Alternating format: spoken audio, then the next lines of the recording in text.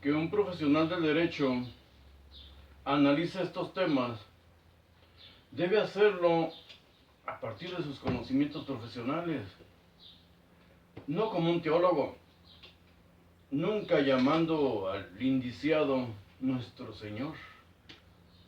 Debe ser imparcial, totalmente imparcial y nada, pero absolutamente nada emocional, nada emocional. Un jurista es maestro de jueces, fiscales, debe analizar todo conforme a lo que nos enseñaron a nosotros, la filosofía del derecho. Un jurista no va a analizar declaraciones testimoniales, todo eso no lo va a analizar para vivir de 2 o 3 frasecitas como lo hacen los teólogos, los religiosos. Va a resolver sobre una vida, su decisión va a afectar una vida. Como profesionales del derecho vamos a analizar este tema que han tocado doctores en derecho. Recordemos que el procedimiento penal inicia en el momento mismo en que se conoce la comisión de un delito. El actor o los actores pueden ser aprehendidos en el momento mismo, en el acto mismo, la flagrancia que le llamamos, o después. Pero la orden de aprehensión se dicta de inmediato, la orden de búsqueda y aprehensión del que cometió un delito. Para analizar este tema, debemos recordar que el Sanedrín estaba integrado por 71 personas, 3 grupos diferentes, que eran los sacerdotes saduceos, la gran mayoría, los ancianos o los escribas, que estaba integrado en algunos casos por los fariseos, los ancianos, ¿sí? Los escribas. Ahí podría incluso encontrarse o haberse encontrado Pablo, Saulo. Y desde luego quien presidía la asamblea, el sumo sacerdote, en caso de un juicio. Pero aquí, en el caso de Jesús, ¿fue un juicio? No fue un juicio. Él había cometido ya un delito, una falta. Y por eso lo llevaron ante las autoridades que dieron fe de ese delito, las autoridades involucradas en la comisión de ese delito. Decimos los sacerdotes saduceos, los escribas, que podría haber fariseos, los ancianos y el sumo sacerdote de turno. Y todos estos bajo el mando que hoy sería el gobierno federal, Poncio Pilatos. Él había designado incluso a Caifás como sumo sacerdote del templo en sustitución de Anás, que era suegro de Caifás. Todo quedaba en familia. Todo el Sanedrín, todo el concilio, dice en la Biblia, querían asesinar a Jesús. Claro, querían matarlo, había cometido un delito. Lo vemos en Mateo 26 al 59, hay que estudiar todo eso.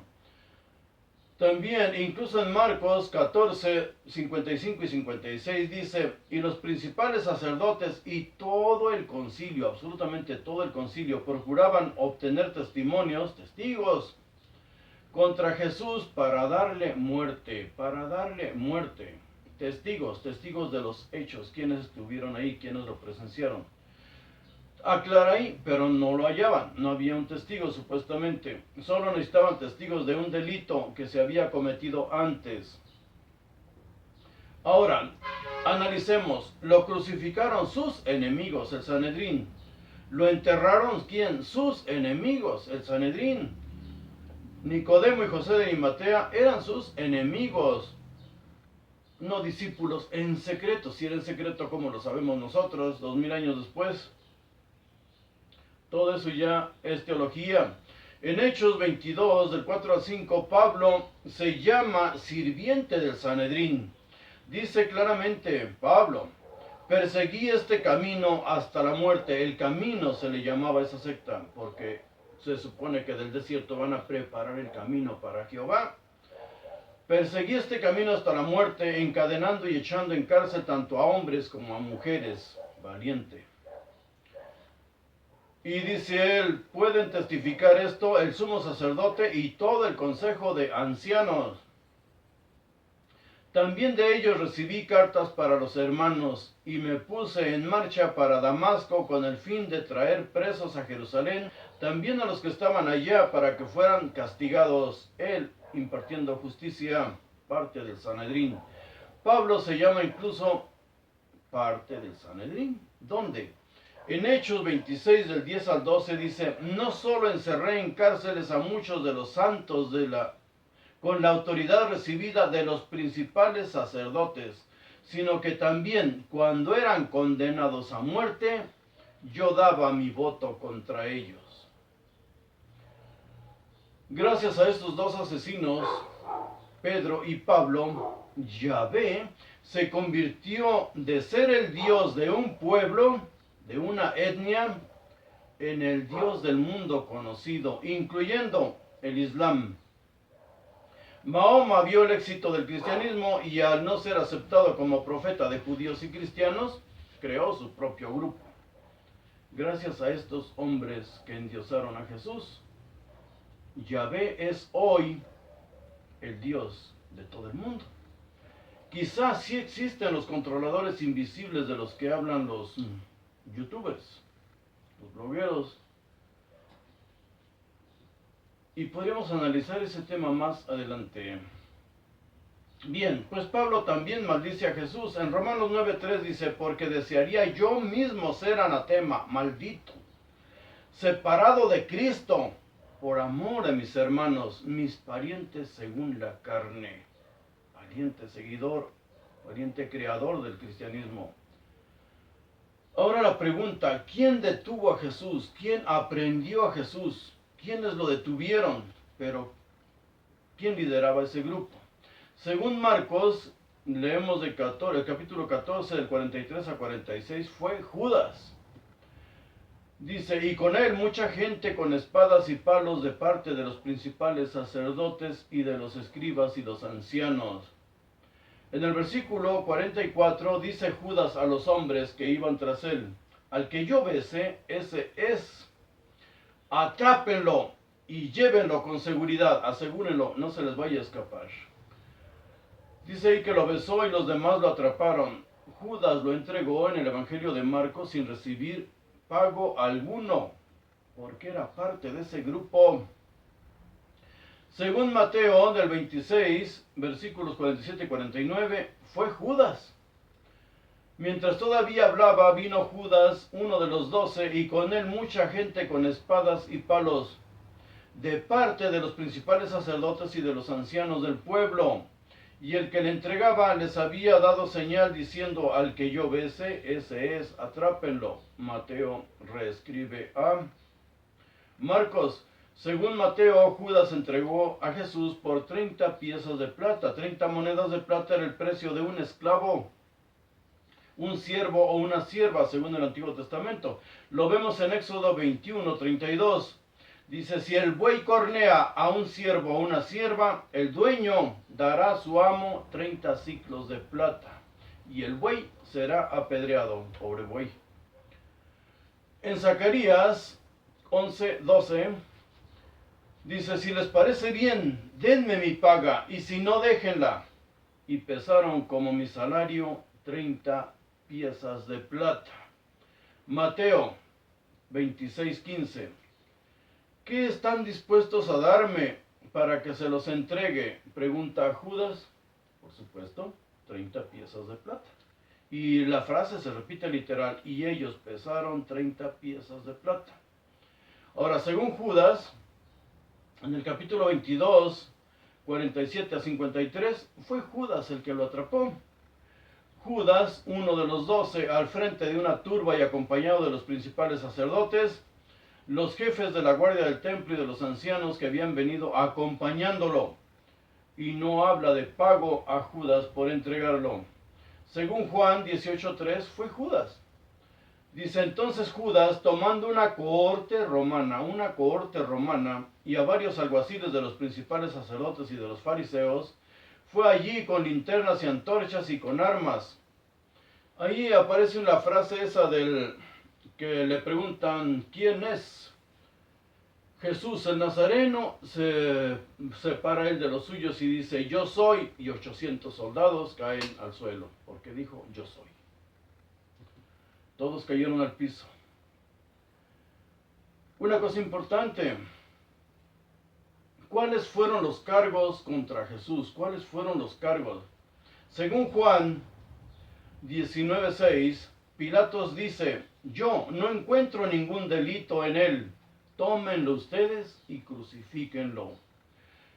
En 19:4 y 18:38 repite lo mismo, no encuentro ningún delito en él, dice Poncio Pilatos, y ponen aquí que Pilatos actuaba como un mandadero, iba de Jesús al Sanedrín, regresaba, volvía a interrogar y iba de nuevo con el Sanedrín. Hasta dice ahí que les tenían miedo a los judíos. Ya vimos que estos hombres no les tenían miedo a estos pobres viejitos locos. Si Pilatos lo hubiera detenido en flagrancia, como a los demás mesías que había analizado, que hemos analizado y que él había crucificado, lo hubiera matado en el acto o después de interrogarlo, torturándolo, sin que interviniera ninguna otra autoridad. Así mató a miles. Entonces, ¿por qué lo mataron y quiénes lo mataron? Según Juan 19:7 dice, los judíos le respondieron a Pilatos, nosotros tenemos una ley y según esa ley él debe morir, porque pretendió ser el Hijo de Dios. Falso, mentira total. Eso no es blasfemia. Eso no es delito, y menos penado con muerte. Las creencias de cada secta judía no los llevaban a matarse entre ellos. Unos creían una cosa, los otros otra, y no se mataban entre ellos, pero a menos que cometieran un delito que debía ser castigado. ¿Por quién? Por los saduceos, por el Sanedrín. Y no solo el Sanedrín en caso de flagrancia, los particulares podían y debían apedrear de inmediato, como en el caso de adulterio que hemos analizado antes, y solo en delitos en que se requiriera una compensación actuaban sus autoridades. Analicemos esta mentira en el caso de Jesús. La mentira, si hubiera sido por blasfemia, hubiera sido apedreado hasta morir. Eso viene desde mucho antes. En Levítico 24:16 dice, el que blasfemare el nombre de Jehová ha de ser muerto. Toda la congregación lo apedreará, y no era un delito que importara, desde luego, en este caso, a las autoridades romanas, a la provincia imperial. Era una provincia imperial. Violar el sábado. Aquí encontramos otras frasecitas coloridas ahí, multicolores. Violar el sábado. Si hubiera hecho milagros Jesús en día sábado, o cualquier día, pero digamos en día sábado, y por ello violara las leyes divinas, el pueblo lo hubiera amado con locura, y seguido por miles y miles a los otros locos, otros profetas locos, con la sola promesa de que iban a hacer milagros, los seguían miles hasta la muerte, los defendían. A Jesús no lo siguió nadie. Si hubiera hecho milagros, hubiera sido de verdad adorado y respetado incluso por romanos, saduceos y por todo el mundo. La historia no puede aceptar esto. Y violar el sábado, vamos a analizarlo.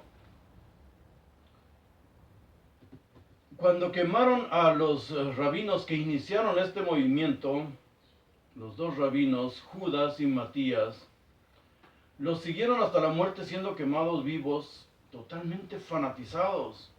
A Jesús nadie lo siguió.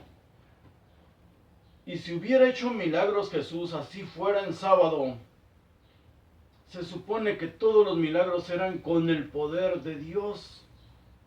Quien hubiera pecado en todo caso hubiera sido Dios, porque sin ese poder divino Jesús no hubiera podido realizar ningún milagro. Fuera sábado, fuera cualquier día de la semana. Era un poder divino. Si no emanaba ese poder de lo alto, no hubiera ocurrido ningún milagro. Entonces, ¿cómo lo iban a matar por eso? a un hombre que se la pasaba resucitando muertos, curando ciegos, leprosos, tullidos. Nunca hubieran pedido su crucifixión a gritos y hubieran tratado de vengarlo, repito, como a los dos rabinos, Judas y Matías, en el año 4 antes de Cristo. Ese era el pueblo judío. Recordemos que un egipcio lo siguieron por miles con la sola promesa de encontrar tesoros en el monte de los olivos.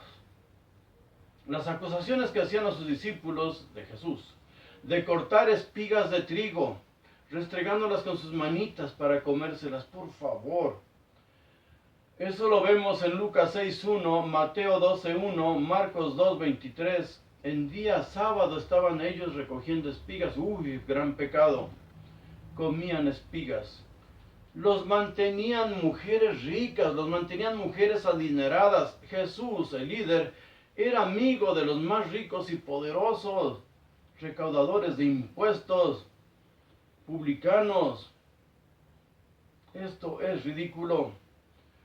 Lo que sí era peligroso de no respetar el sábado, porque era sinónimo de rebelión, eran las prédicas aquellas de que no fue hecho el hombre para el sábado, sino el sábado para el hombre, y repetir mucho eso, era sinónimo de rebelión. Si recordamos o hemos leído el libro de los Macabeos en las Biblias católicas, las otras no quieren saber de eso. ¿Por qué? Los Macabeos, cuando se rebelaron contra los seleucidas,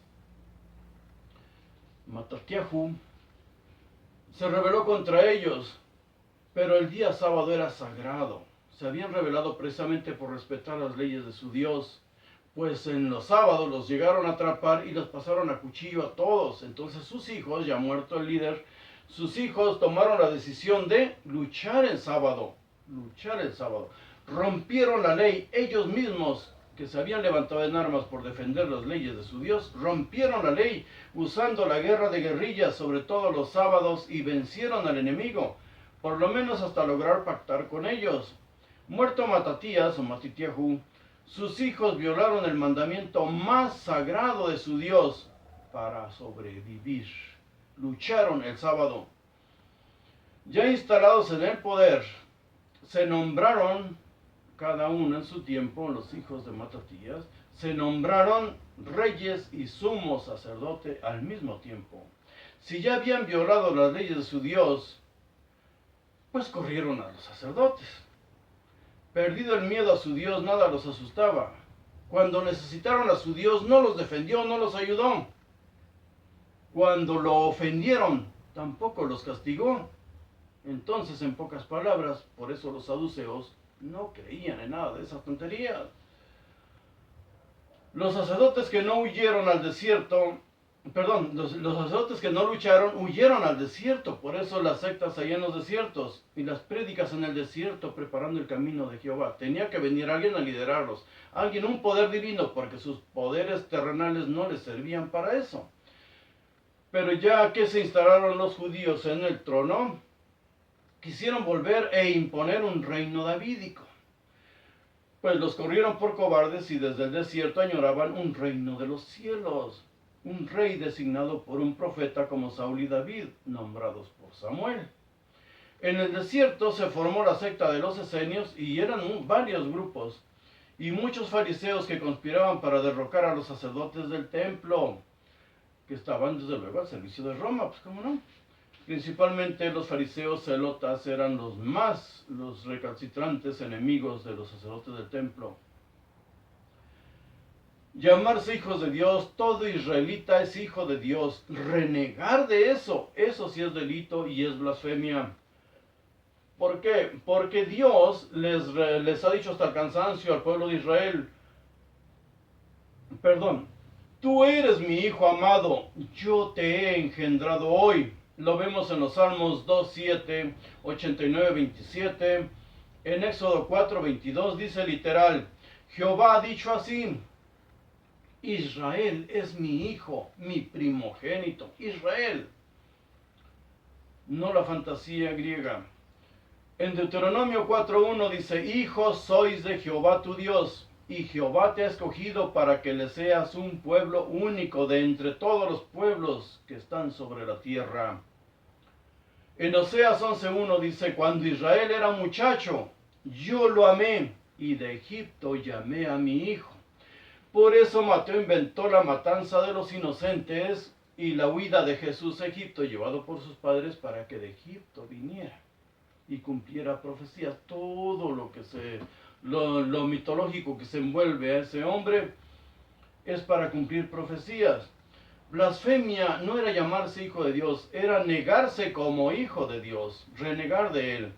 Por eso, al ser colgado su cuerpo de un madero, crucificado o amarrado, era maldito de Dios, y por eso todos se burlaban de él. Si eres hijo de Dios, sálvate a ti mismo y bájate de la cruz.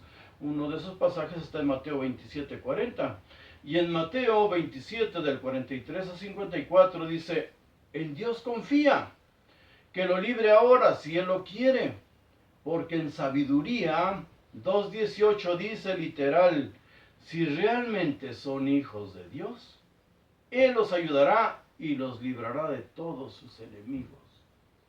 Ahí se iba a ver si era realmente un hijo de Dios. Los cargos por leyes judías no procedían, pero si fue detenido por autoridades del templo, ¿con qué autoridad lo apresaron y condenaron a morir crucificado? Había cometido un delito, había atacado el templo y huido. Y desde luego atacó el templo y la reparación de daños, los daños que causó. Él no era solo, siempre andaba con 12 hombres y por lo menos uno armado. En Marcos 11, del 15 al 19, vemos el ataque al templo. Dice, echó fuera a los que vendían y compraban en el templo y volcó las mesas de los cambistas y las sillas de los que vendían palomas. Estas frasecitas intercaladas distraen a todos y modifican la magnitud de los hechos. La violencia y los daños en el lugar público, un centro de gobierno. Eso era el templo, no un lugar de oración, era un centro de gobierno. El comercio en el templo era de toda la ciudad y el dinero que se manejaba no eran limosnas, sino el pago de impuestos. La familia sacerdotal que se cambiaba cada 2 semanas tenía que entregar cuentas a Roma. En otros tiempos no lejanos había prostíbulos en el templo como parte de ese negocio. Recordemos que Quintilio Varo había despojado a los sacerdotes de 400 talentos, que son 8.400 kilos de plata, 8.400 kilos de plata. Los cambistas manejaban tesoros, no limosnas, sueldos de sacerdotes, soldados y aparte lo que se enviaba a Roma. Por eso Pilato solicitó dinero para construir acueductos a los sacerdotes de turno. Para construir acueductos, no las moneditas. El comercio era con diferente tipo de monedas de toda una nación y de otras vecinas. Las autoridades involucradas, ¿cuáles fueron? En el ataque de Jesús eran, desde luego, las del templo y la romana, estaban ahí juntas. Pues fue un acto sedicioso y como dice Lucas, incluso el rey Herodes Antipas se vio involucrado. El rey de Galilea, de donde procedía Jesús. Había que buscar el origen y las dimensiones de esta guerrilla.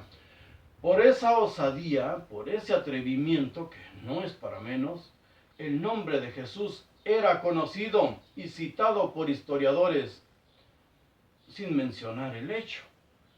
Pero el nombre de ese sedicioso que cometió ese ataque se difundió. Fue un ataque de hombres violentos contra lo que hoy sería un banco central. El delito tenía que ser conocido primero por las autoridades del templo y dar parte a Roma en la persona de Poncio Pilatos. Huyó Jesús después de causar este daño, este delito, pero el delito quedó registrado, quedó pendiente el castigo. En Marcos 11:18 dice, los escribas y los principales sacerdotes buscaban cómo matarlo. Claro, había cometido un ataque contra el templo, sede del gobierno, acompañado de sus hombres y por lo menos uno, Simón el Zelota, que era un fariseo zelota de los que lo acompañaban, siempre andaba armado, él siempre andaba armado. En Marcos 11:19 dice, al llegar la noche Jesús salió de la ciudad, por supuesto, En Mateo 21, 12, 17, habla también del ataque, pero aquí dice que después de su ataque vinieron a él ciegos, cojos, y él los sanó. O sea, no dice que salió corriendo luego, van modificando. Cada evangelio que se escribe después, 10 años, 20 años después del primero, se va modificando. En Lucas 19, el 45 a 48 también habla del ataque, repite lo de haber convertido la casa de su padre Yod-Hei Jehová, en una cueva de ladrones, y que los sacerdotes, escribas y los principales del pueblo querían matarlo. La presentación, el interrogatorio y la tortura. Los 4 evangelios coinciden. Jesús fue llevado primero a las autoridades del templo. El motivo: fue en el templo donde cometió el delito, donde cometió el ataque. Y el sumo sacerdote dice, interroga a Jesús por sus discípulos, está preguntando por sus cómplices y también su doctrina. Obvio, la de Judas el Galileo. Lo vemos esto también en Juan 18, 19. Nunca iba solo, era un grupo, una banda de sediciosos, causó daños y pérdidas económicas a comerciantes. Quizá el tesoro, no se sabe si lo tomó o no, o solo lo tiró. Pero no fue una gracia, fue un delito. Al ataque se sumaban las acusaciones de prédicas subversivas contra el censo y el pago de impuestos, la doctrina de Judas el Galileo, del año 6. Por cierto, son impuestos que en México se pagan eternamente a los gobiernos, el impuesto predial. Aquí pagamos por vivir en el país en que nacemos. Todas las naciones del mundo han contado a sus habitantes, y en Israel, desde los tiempos del rey David, ha habido censos.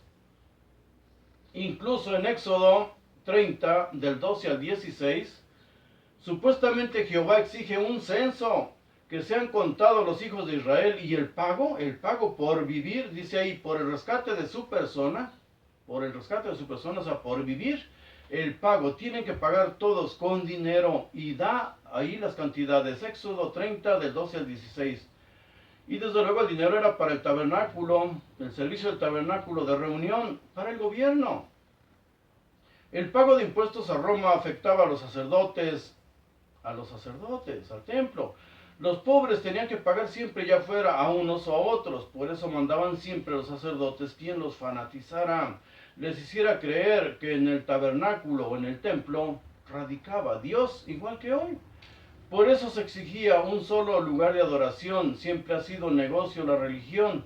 En tiempos del tabernáculo el desierto era de todos, pero tenían que llevar sus animales, la harina, aceites y todo para que comieran bien los sacerdotes.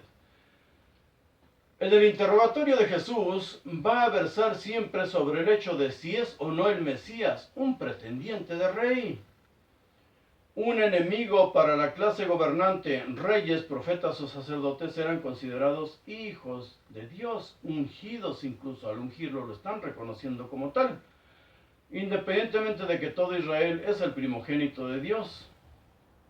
La presentación y tortura por Poncio Pilatos era para saber de sus cómplices también. Ya que todos habían huido dejándolo solo.